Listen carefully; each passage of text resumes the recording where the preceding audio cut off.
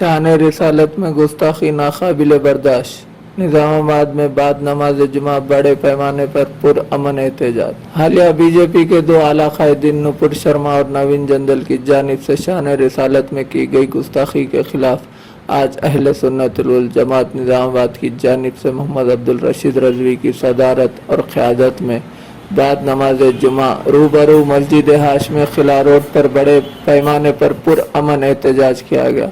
इस एहतजाज के जरिए हालिया दिनों बीजेपी पार्टी खातून तर्जुमान नुपुर शर्मा ने एक टीवी चैनल में अपनी जारी बहस के दौरान हुजूर अकरम सल्लल्लाहु अलैहि वसल्लम की शान में गुस्ताखी करते हुए तमाम आलम इस्लाम की दिल आज़ारी की थी।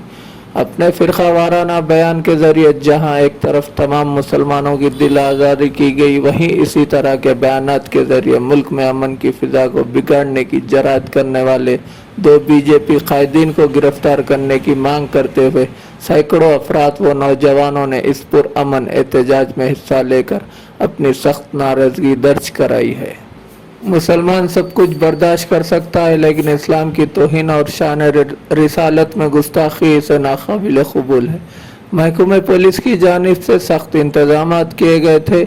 इस एहतजाज के दौरान एहतजाजी मुकाम पर सदर मिलाद कमेटी अब्दुल रशीद रजवी, मौलाना अकबर ज़ियाई, हाफिज अय्यूब अली रजवी, मौलाना शाहिद रजा व दीगर जिम्मेदारों ने एक तहरीरी शिकायत ACP निजामाबाद को पेश करते हुए नुपुर शर्मा और नवीन जंदल की गिरफ्तारी की मांग की।